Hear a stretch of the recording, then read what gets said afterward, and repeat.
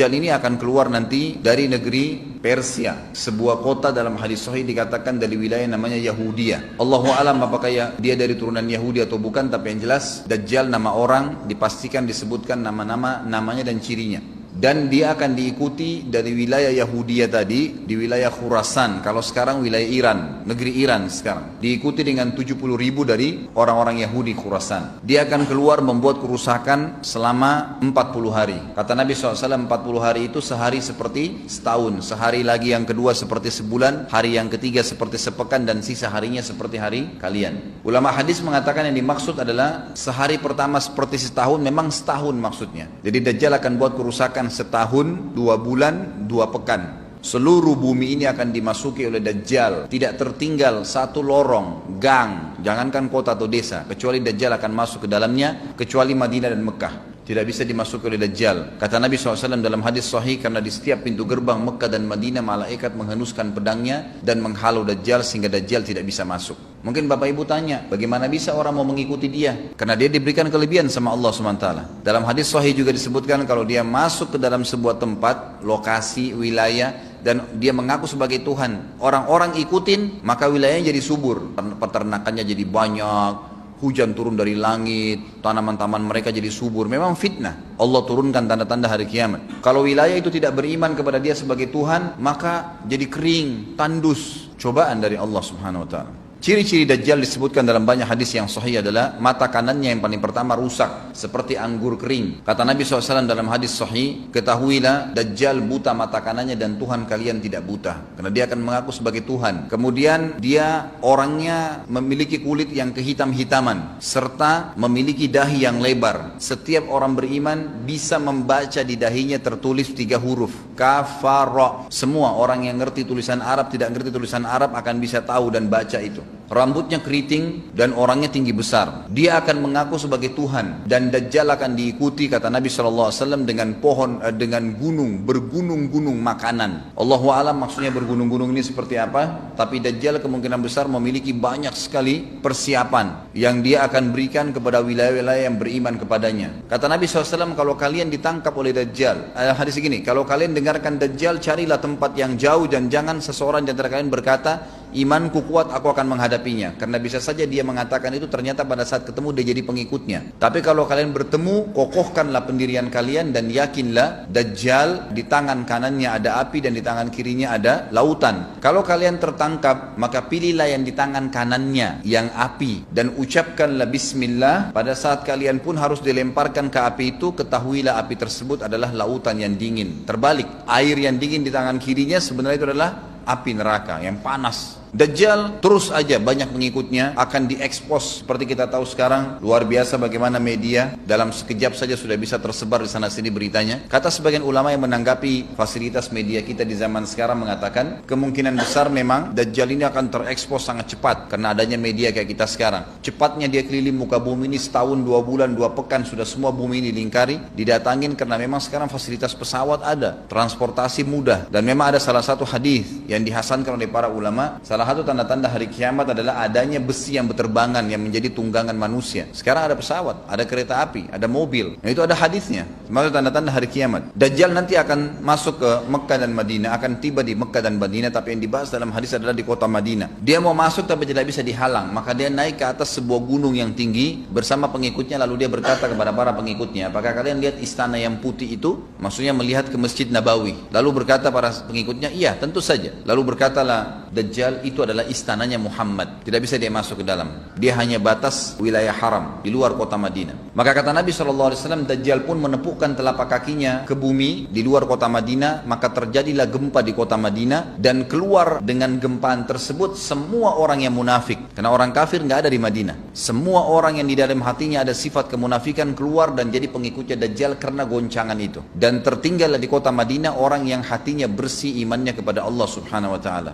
Lalu kata Nabi SAW, akan keluar dari kota Madinah nanti saat satu orang anak muda dengan hikmah Allah, dia keluar dan orang ini bersih hatinya dengan keimanan, maka Dajjal pun menangkapnya. Lalu kemudian Dajjal pun mengatakan kepada anak muda tersebut, saya Tuhanmu. Anak muda itu mengatakan, kau adalah Dajjal yang telah disampaikan oleh Nabi kami Muhammad SAW. Maka dia pun mengambil gergaji, sebagian hadis lain menjelaskan alat yang tajam, lalu membelah dua anak itu. Dari kepalanya dibelah sampai ke kemaluannya, terbelah dua kiri kanan. Lalu Dajjal lewat di tengah-tengahnya sambil dilihat oleh para pengikutnya dan mereka bersorak-sorak. Lalu Dajjal mengatakan, bersatulah, bersatu kembali jasadnya. Kata Dajjal dalam hadis ini, apakah kau sudah yakin saya Tuhanmu? Anak muda itu mengatakan, saya bertambah yakin kalau kau adalah Dajjal yang disampaikan oleh Nabi SAW. Maka Dajjal pun akhirnya setelah itu tidak mampu menyentuh anak muda lagi. Anak muda itu, Allah SWT sudah selamatkan dia. Pada saat tiba di Palestina, Dajjal sendiri tidak tahu kalau ajalnya sudah dekat. Maka dia pun akhirnya berdemo di sana, menganggap dia punya sebuah kerajaan sampai di daerah Palestina, tepatnya sekarang Israel. Direbut wilayah itu oleh Israel tanpa mereka sadari. Dalil-dalil wahyu menuntun mereka ke situ. Ada sebuah kota namanya kota Babulut. Di Israel itu kota itu ada. Saya pernah lihat cuplikannya. Termasuk kota yang diidolakan di dalam negeri Israel sendiri namanya Babulut. Subhanallah, hadis menyebutkan nama Babulut. Hadis Nabi SAW dari 1400 tahun yang lalu mengatakan, nanti Dajjal akan berkumpul di sebuah wilayah namanya Babulut di Syam. Maksudnya di Palestina itu. Israel sekarang. Ada kota Babulut dan orang Yahudi sekarang lagi gencar membangun kota itu dan dianggap kota favoritnya Israel. Dajjal akan masuk ke sana dan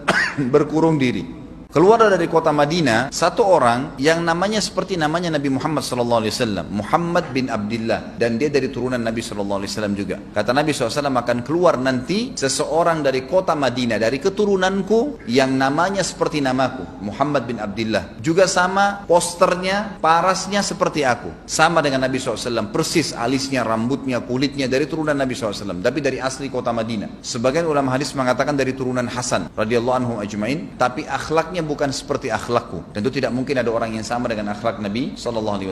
Allah mengubah dia dalam sehari semalam. Tiba-tiba berubah menjadi orang baik dalam sehari semalam. Jadi orang faham agama. Orang-orang pun akan datang kepadanya dari masyarakat Madinah berkata, engkau adalah turunan Rasulullah SAW, pimpinlah kami berperang melawan Dajjal. Engkau adalah turunan Rasulullah SAW, pimpinlah kami berperang melawan Dajjal. Maka dia pun menolak. Dia menolak awalnya, kemudian dia menuju ke Mekah diikutin dengan 300 orang pertama dari kota Madinah. Sampai di Mekah, setelah selesai dia tawaf, maka seluruh muslimin menunjuknya sambil mengatakan, engkau harus memimpin kami. Dan orang ini punya julukan Mahdi, dikenal dengan Imam Mahdi. Inilah tanda-tanda kiamat yang kedua. Setelah Dajjal keluar, buat kerusakan di muka bumi tadi selama 40 hari itu atau setahun lebih. Kemudian keluarlah tanda-tanda kiamat kedua pada saat dia sudah tiba di kota Babulut di Israel. Keluarlah si Mahdi ini. Pada saat dia tiba di Mekah, dibaiatlah oleh banyak kaum muslimin. Tidak disebutkan jumlah pasukannya, maka terbentuklah pasukan jihad yang mengejar Dajjal menuju ke Palestina. Tanda-tanda kiamat besar yang ketiga adalah pada saat pasukan Imam Mahdi dengan pasukan jihad itu tiba di Darul Baydha namanya, kota putih yang ada menara putihnya, dan itu sekarang di negeri Syam, tepatnya di Damaskus, ibu kota Syria. Hadis menyebutkan di menara itulah, di masjid itulah Imam Mahdi mampir sholat asar bersama pasukannya. Pada saat itulah datang tanda-tanda kiamat besar yang ketiga, yaitu turunnya Nabi Isa alaihissalam. Kata Nabi SAW dalam hadis Bukhari, hadis Muslim, hadis Sahih semuanya, dikatakan Isa alaihissalam akan turun sambil memegang kedua sayapnya malaikat, dan dari rambutnya yang basah meneteskan air, dan semua muslimin waktu itu menyaksikan. Dan ini wahyu, penyampaian, pasti terjadi. Maka dia pun turun, lalu kemudian dia masuk, dan orang-orang pada saat itu mengenalnya kalau dia adalah Isa, dan mereka sudah tahu ini masanya turunnya, keluarnya Dajjal. Mahdi sudah ada,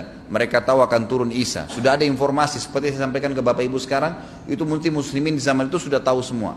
Maka Isa pun alaihissalam waktu itu dipersilakan oleh Mahdi untuk jadi imam, maka dia pun mengatakan tidak, imam dari kalangan kalian. Dan kata Nabi SAW, ini kemuliaan bagi umat ini karena Nabi sholat di belakang umat ini. Semestinya kalau ada Nabi, pasti Nabi yang jadi imam, tidak mungkin digantikan oleh manusia biasa. Tapi waktu itu Imam Mahdi menjadi imam dan Nabi Isa sholat di belakangnya. Perlu anda tahu juga hadis Nabi SAW yang sahih yang berbunyi, kalau Musa dan Isa hidup di zaman aku sudah diutus, niscaya keduanya akan jadi pengikutku. Dan memang kena kebenaran, agama ini dibawa oleh Nabi SAW. Sholatlah mereka, kemudian mereka menuju ke Palestina. 3 tanda-tanda kiamat sekaligus terjadi. Nabi Isa alaihissalam akhirnya tiba dengan pasukan mujahidin di depan pintu gerbang Babulut. Kemudian orang-orang Yahudi tidak kenal, tidak tahu Nabi Isa, tidak tahu tentang itu Mahdi. Mereka belum tahu ini. Mereka berbangga-bangga saja. Lalu mereka berkata kepada Dajjal, ada pasukan, segelintir pasukan yang mau menyerang kita. Dajjal mengatakan, bukakan pintu gerbang. Mereka tidak akan mampu melawan kita karena pasukannya mereka banyak memang. Maka Dajjal dengan sombongnya menunggu di depan pintu gerbang. Pada saat dibuka, Dajjal kaget melihat ada Isa alaihissalam. Dan pada saat itu kata Nabi SAW, Dajjal faham kalau sudah tiba ajalnya. Begitu melihat Isa alaihissalam, dia lari dan badannya sambil meleleh di depan para pengikutnya. Lalu Isa alaihissalam mengejarnya, mengatakan, wahai musuh Allah, saatnya kau akan menemui ajalmu.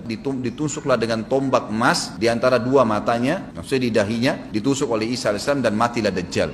Pada saat Dajjal mati, pengikutnya pada ketakutan semua. Mereka anggap Dajjal Tuhan, mereka anggap Dajjal orang yang perkasa lah, orang yang kebal lah, beragam macam kelebihan. Mereka kaget pada saat mati. Maka seluruh pengikut Dajjal dari kaum Yahudi akan bersebaran sembunyi di bawah batu dan pohon, di atas batu dan di bawah pohon. Semuanya batu dan pohon itu akan berbicara kepada setiap pasukan mujahidin, berkata, wahai muslim, ini Yahudi di atas saya atau di bawah saya. Batu bilang ini Yahudi yang sembunyi, yang pohon mengatakan, wahai muslim, ini Yahudi, bunuhlah dia. Maka dibunuhlah orang-orang Yahudi tersebut yang menjadi pengikut Dajjal oleh kaum muslimin, kecuali satu pohon namanya pohon Garqat. Dan apakah Bapak Ibu sudah tahu sekarang pemerintah Israel besar-besaran menanam pohon itu? Satu dunia ini semuanya Islam. Hadis sahih, kata Nabi SAW, Islam akan masuk ke setiap rumah dengan kemuliaan atau terhina. Enggak ada lagi penolakan terhadap Islam. Itu hadis sahih. Maka Nabi Isa alaihissalam memimpin pada saat itu, disebutkan dalam hadis 40 tahun dengan ketenangan menerapkan hukum Islam. Kata Nabi SAW, bagaimana awal umat ini bisa sesat sementara aku yang pimpin, dan bagaimana akhir umat ini bisa sesat sementara yang pimpin mereka Isa dengan menjalankan hukum-hukumku. Jadi Nabi Isa alaihissalam nanti menerapkan Al-Quran seperti yang kita lakukan, sholat, segala ini sudah selesai, dikerjakan semua. Dalam hadis lain dikatakan Isa alaihissalam akan menghancurkan semua salib, membunuh semua babi. Enggak ada seekor babi pun hidup di muka bumi pada saat itu, semua salib dihancurkan, dan yang menjadi tidak ada agama lain. Semua, Nasrani, Yahudi, Hindu, agama apa saja habis semuanya. Semuanya beriman kepada Allah subhanahu wa ta'ala dan menjadi muslim.